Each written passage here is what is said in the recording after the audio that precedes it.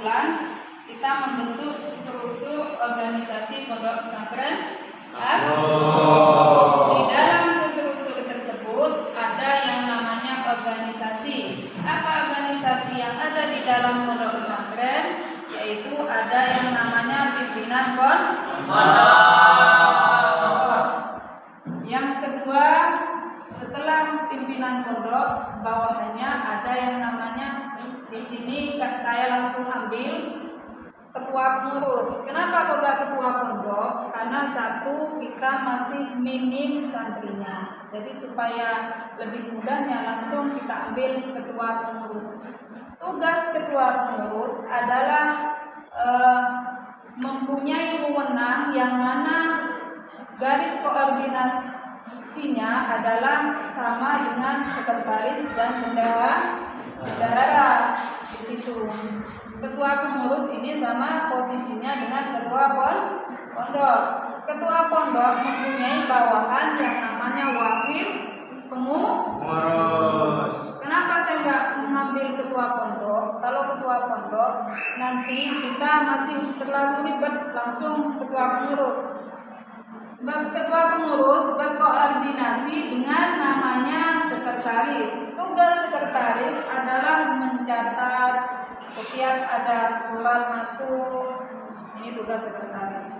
Pokoknya tentang tulis-menulis. Poinnya tentang tulis-menulis. Tentang tulis-menulis. Ada juga tugas bendahara.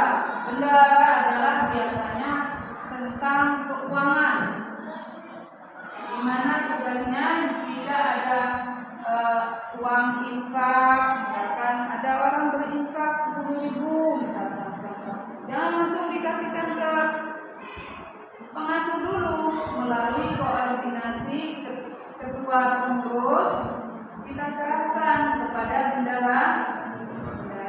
Ini kalau di dalam lingkup organisasi beda. Kalau itu dalam lingkup organisasi lembaga, maka nanti kita berhubungan dengan bendahara lembaga. Seperti siapa? Bu Yustina itu di lembaga DPW-nya. Kalau ini organisasinya yang bertugas di dalam lingkup di dalam pesantrennya. Bawahannya yaitu ada wakil. Ketua pengurus ada wakil. Nggak mungkin lah namanya ketua sendiri, membutuhkan yang namanya wakil. Kenapa kok membutuhkan wakil? Tapi sewaktu-waktu yang namanya ketua pengurus ada uzur, lagi sakit kah, atau ada sesuatu yang sekiranya tugas itu tidak berjalan. Ini adalah wakil. Antara ketua pengurus dan wakil itu saling berkoordinasi. Yang kedua ada bagian bidang. Bagian bidang itu di sini dibagi-bagi. Bagian bidang kebersihan. Ada bidang kebersihan. Siapa yang bertugas? Minimal lah kita bagi 3 atau 4 peserta ya. Ada ketuanya. Bidang kebersihannya siapa? Ketua kebersihan. Ketua. Nanti punya anggota 2, misalkan nomor 2 siapa anggotanya?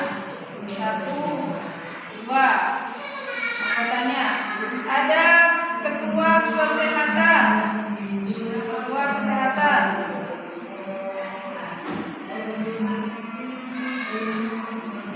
Sendiri aja lah. Kalau hanya kesehatan itu orang sakit, insya Allah di PPA nggak setiap hari sakit lah, jadi cukup 1 orang. Ada nanti ketua kesehatan, itu tugasnya jika ada santriwan atau santri PPA yang sakit, tugasnya adalah mencari tahu.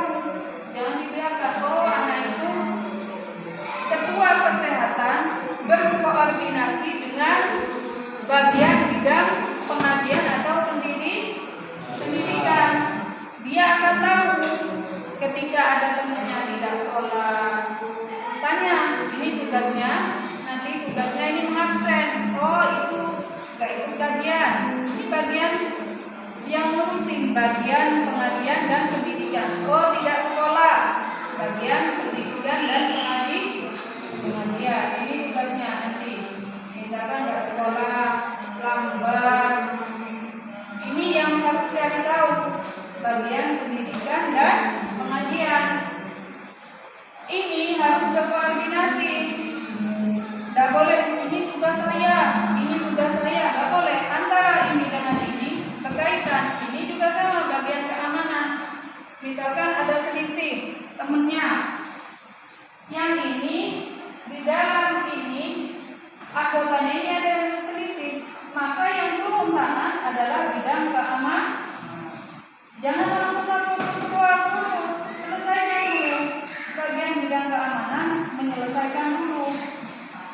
Nanti misalkan ada temennya yang lagi berantem atau lagi nangis, harus cari tahu nih apa sebabnya. Dalam arti bukan kita itu langsung menunjuk anak ini salah, jangan.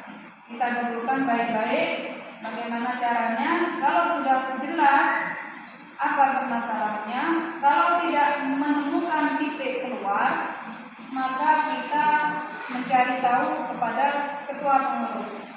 Maka kita harus ngasih laporan kepada ketua pengurus. Ketua pengurus kalau mampu menyelesaikan, selesai. Kalau nggak mampu, baru lari kepada siapa? Pimpinan pengurus. Jadi kayak gitu ya alurnya ya.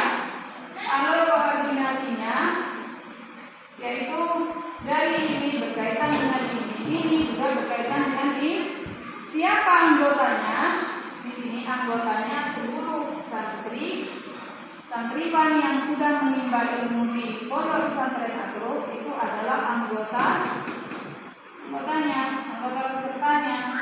Jadi yang ini mempunyai tanggung jawab yang lebih, yang ini sebagai pesertanya. Ya, bisa dipahami dari sini? Bisa. Kalau belum bisa dipahami, coba mana yang masih belum paham, kalian tanyakan supaya nanti gak bingung ketika sudah ditunjuk. Kamu tugas ini, tugas negara, satu kamu tugas pengajian dan pendidikan. Ini sudah saya rangkum. Sebetulnya di sini ada bagian sapras. Tahu apa sapras itu? Bagian sarana prasarana. Misalkan ini satu contoh. Ini suatu contoh kasus ya. Misalkan satu contoh kasus. Waktu tiket, ini kan ada bidangnya, bidang kebersihan. Bidang kebersihan itu saya tambahin sini. Ada bagian sapras ya. Sapras. Apa itu sapras? Sarana prasarana. Misalkan sapu habis, hilang ataupun rusak atau keselip, ini adalah tugas sapras. Tugas sapras. Bidang kebersihan itu berkoordinasi dengan bagian sapras. Tugasnya ini menjaga, mengontrol, mencari tahu apa barang yang menjadi fasilitas pondok. Ini adalah bagian sapras. Misalkan satu contoh. Sekarang saya ngajar, spidolnya habis. Siapa yang saya panggil? Bagian sapras. Papan tulis jebol, tahu? Misalkan rusak papan tulis. Siapa yang saya panggil? Saya nggak akan manggil ketua umum. Maka saya larinya kepada bagian sapras. Nah, situ ya. Jadi tugasnya sapras adalah mengontrol atau bertanggung jawab atas sarana prasarana banyak sarana prasarana pesantren. Misalkan kursi, patah. Jadi yang mempunyai tugas jika sapras tidak mampu mencari solusi, lari kepada kebersihan. Oh, ini kok sapu ini rusak. Siapa yang memakai? Oh, ini bagian toilet. Ini harus juga menjaga antara ini dan ini tidak boleh lepas. Antara ini dan ini tidak boleh lepas.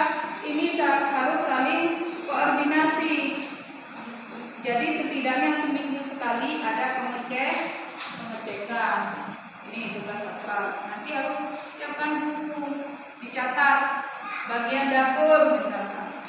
Garis besarnya aja, nggak usah secara detail. Koordinasi dengan timnya di dapur. Apa yang rusak bagian dapur? Itu Satgas. Ya, bisa dipahami di situ.